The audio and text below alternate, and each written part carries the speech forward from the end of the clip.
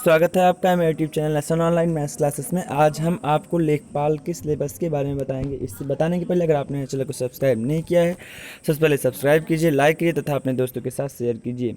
जो आपका लेखपाल का पेपर आता है उसमें जो मार्किंग होती है वो सब्जेक्ट वाइज मैं आपको बताऊँगा। इसमें जनरल हिंदी यानी कि सामान्य हिंदी 25 नंबर का आता है। इसके बाद क्वेश्चन की संख्या भी 25 होती है। मैथमेटिक्स जो आते हैं वो 25 नंबर के और 25 क्वेश्चंस होते हैं। सामान्य ज्ञान यानी कि जनरल नॉलेज भी 25 नंबर का आता है, जिसमें 25 नंबर के आते हैं, जो कि 25 क्वेश्चंस भी होते हैं। विलेज सोसाइटी एंड डेवलपमेंट यानी ग्राम समाज एवं विकास, ये 25 नंबर का आता है और 25 क्वेश्चंस भी आपके पेपर में आते हैं। आइए इसके सिलेबस की चर्चा करें। सामान्य हिंदी सामान्य ज्ञान, इसमें जो व्याकरण आता है सामान्य ज्ञान में, सामान्य हिंदी में व्याकरण, शब्दार्थ, शब्दों का प्रयोग, रस, अलंकार, समास, पर्यायवाची, विलोम, तत्सम एवं तद्भव, वाक्यांशों के लिए शब्द निर्माण, लोकोक्तियाँ एवं मुहावरे, वर्तनी, वाक्य संशोधन, संधियाँ, लिंग, वचन, कारक को त्रुटि से संबंधित अनेकार्थी शब्द इत्यादि आते हैं।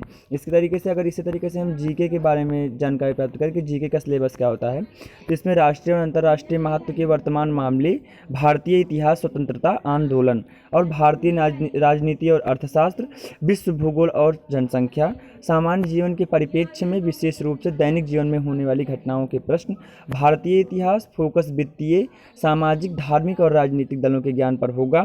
भारतीय स्वतंत्रता आंदोलन के तहत भारतीय स्वतंत्रता आंदोलन की प्रकृति और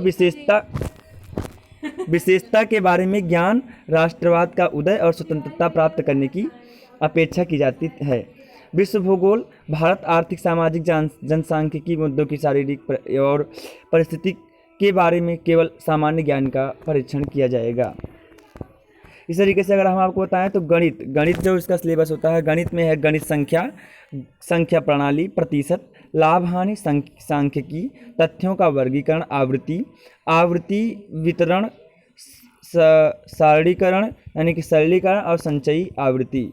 इसके बाद अगर हम आपको बताएं तथ्यों का निर्माण, bar chart, pie chart, histogram, frequency, polygon और केंद्रीय माप, समांतर, माध्य और मोड। ज्यामिति में आता है त्रिभुज और पाइथागोरस प्रमेय के आधारित प्रश्न आते हैं।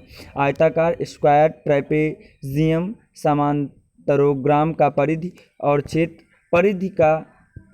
क्षेत्र। बीजगणित में आता है एलसीएम और एचसीएफ, समसामयिक समीकरण और क्वाड्रेटिक समीकरण आता है और कारक क्षेत्र प्रमेय के बीच संबंध आता है। इस तरीके से अगर हम आपको बताएं कि ग्राम समाज एवं विकास में क्या आता है, तो ग्रामीण प्रशासन, राजस्व प्रशासन घटक और कार्य क्या हैं, इसके विषय में आपसे पूछा जाएगा। राजस्व प्रशासन घटक और समारोह, इसके विषय में आपसे परीक्षा में पूछा जाएगा।